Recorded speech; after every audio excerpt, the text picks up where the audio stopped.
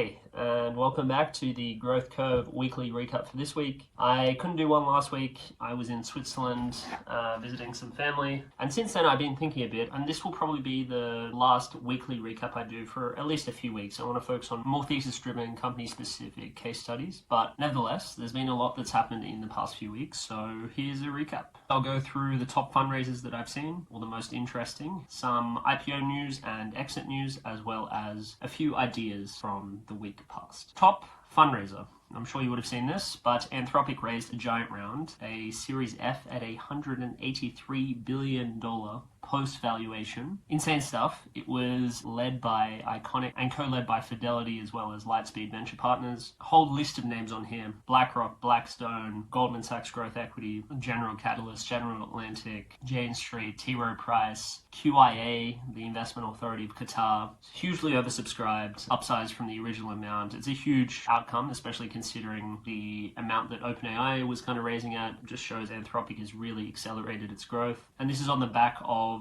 its revenue run rate jumping from $1 billion at the start of the year to $5 billion now.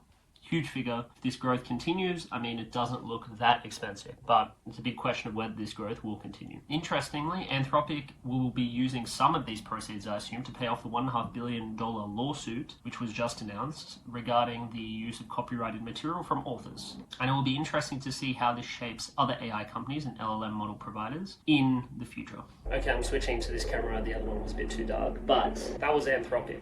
Another company that raised this week was U.com, a California-based developer of digital infrastructure for agentic AI. Very topical for our current day and age. They raised $100 million in Series C funding led by Cox Enterprises. This fundraise values U.com at $1.5 billion. And it follows on from a $50 million Series B that they ran in the end of 2024. And how to think of U.com at this point is kind of like a Google plus ChatGPT mixed together and improved. So helping you get summaries, you can switch between different modes depending on the tasks that you're doing, and businesses can create their own AI helpers as well. Another raise from an AI company this week was from Baseten. They got $150 million through a Series D, leading their valuation to triple to $2.1 billion. And this is triple versus they raised only 6 months ago in their Series C. And Baseten is an AI inference platform, so allowing companies to run large language models or other AI workflows without requiring huge computers, etc., reducing friction, as well as allowing deployment more quickly. There was also Exa that raised this week, $85 million at a $700 million valuation, led by YC, as well as N Ventures and Lightspeed. And what Exa develops is a search engine for AI, so helping AI applications better search through the web, whether that be understanding the context behind a search and giving content faster to the LLM that requested it. So we've now transitioned from Google, which is made for humans, to something like Exa, which is hoping to be the search engine for AI. HelloPatient also raised this week, an Austin-based developer of conversational AI for patients in the medical system. And so their main product is a conversational AI called Mia that works 24/7, handles patient requests via phone, text, chat for bookings, as well as reminders for bookings, with the idea being that it is smart, secure, and that patients don't have to wait on hold ever. It raised $22.5 million in a Series A round, led by Scale Venture Partners, and there was participation from 8BC, Blink Capital, Max Ventures, as well as a few other names. Augment AI also raised this week. It's a productivity platform for logistics. Its main product is called Augie. It's an assistant that handles repetitive tasks, whether that be sending emails, making calls, organizing workflows, so people can focus more on the big picture, what's actually happening in the business. So it can also do other stuff like collect tracking bids, track shipments, combine loads, etc., work across voice, email, chat, Slack, whatever you want to call it, and it will be interesting to see how it grows. And heading into the final few fundraisers that I found interesting this week, we have Sola Security. They're a Tel Aviv startup, and their platform allows teams to build out their own security platform using artificial intelligence. So kind of like a Canva for cybersecurity, whether that be identity management, managing tickets, etc., etc. So letting enterprises take on the risk of creating their own cybersecurity applications.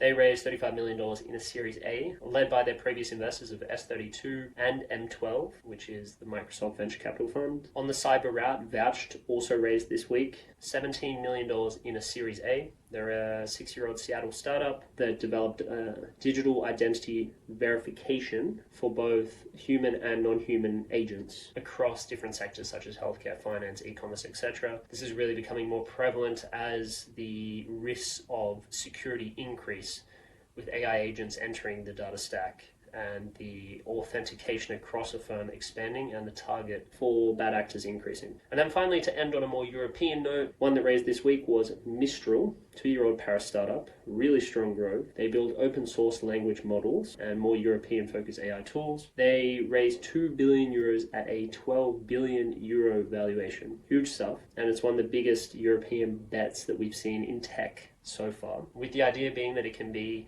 a European competitor against ones like Anthropic or OpenAI or DeepSeek. Okay, and those are the fundraisers for this week. So heading on to the IPO news or more acquisition news that came out of the week. Klarna, classic one that's been all over the news. It's been a long time IPO candidate, but it looks like they're reviving their plans. According to a registration statement earlier this week, where shareholders are looking to sell up to $1.3 billion at a valuation of $40 million through an IPO on the US markets. This is a big drop from its 2021 $45 billion figure, but it's a good step in the direction of BNPL, showing that there still is a market for exit or sale or whatever you want to call it. Figure Technologies is also looking to go public. They released an announcement earlier this week saying that they will sell 26 million shares, of which 20 million are new issuance, 4 million are more secondary, at a price of $18 to $20 per share, bringing their IPO valuation to around $4 billion. They are a blockchain-based lending and trading platform. Very hot in the market, especially after we've seen kind of Circle, a few other crypto players doing quite well, and the Trump regulations. So good to see. Then there was also Lambda, a company that leases NVIDIA chips through its cloud for developers. They've hired banks for prepping its 2025 IPO, and the expected price is $4 to $5 billion market value. And this is following their doubling of revenue this year, hitting $250 million in first half sales. And moving forward from more IPO public market news, there were quite a few acquisitions this week from bigger players, as we see consolidation within the industry that was kind of expected. Atlassian, they bought the browser company, a New York company that was behind the Arc and Dia browsers, which is kind of like an AI chat for your tabs in Chrome. Atlassian bought them for $610 million in cash, and the company was previously backed by Atlassian Ventures, Salesforce Ventures, as well as Figma co-founder Dylan Fields. So that was a good one to see. And then the final ones on acquisition side of things are OpenAI. They announced that they would acquire StatSig for $1.1 billion in all stock this week.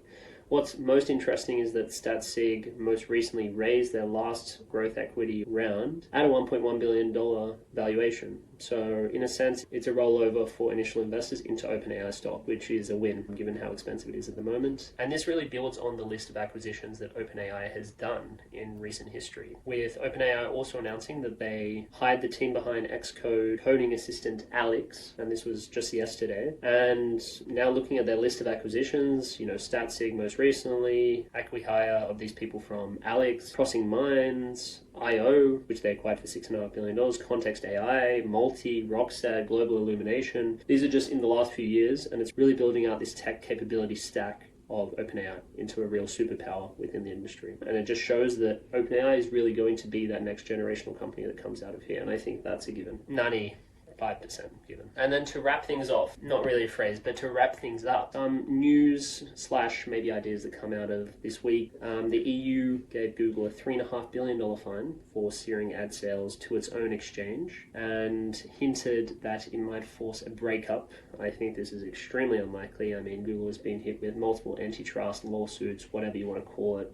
Over the years, its lawyers doing a fantastic job. It's got a lot of power. I'm sure it's lobbying like crazy. But what came out of this was President Trump threatening to actually nullify this fine against what he called discriminatory actions against US tech giants such as Google. Interestingly, this was only a day after he had dinner with top tech CEOs in the White House. So I don't know how much that has to do with it, but it could just be classic Taco where he doesn't do anything and just speaks. And then the final bit of idea, which is interesting, is this rise of big tech being the next arm of venture capital investing. An interesting stat is of the 100 AI companies that are valued at 1 billion plus since ChatGPT launched in November 2022, 24 of them are backed by NVIDIA. 24 of them.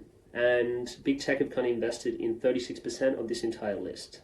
Now, even looking through the ones that I mentioned today, you have Atlassian acquiring something that it invested in earlier. You have Shopify investing in Augment. You have Salesforce investing in U.com. It's this new trend, or maybe not new trend, but it's showing how these early stage investments in competitors in up and coming technology is really going to drive another wave of competition within the venture capital space and make it even more challenging or competitive for investors to differentiate themselves against industry experts that work at Salesforce, Atlassian, whatever you want to call it. So it's going to be interesting to see how the space develops. My personal view is that you still need the pure play venture capital growth equity firms to anchor the round and do the work and do the DD. It's more so that these strategic investors will be bolted on for the relationships and work that they can provide and the potential liquidation opportunity that comes with it. So I don't think that they'll be leading rounds anytime soon. I think it'll just be another source of capital and lead to investors such as, the leading growth equity firms kind of anchoring around and using strategics to fill the remaining cash, if any,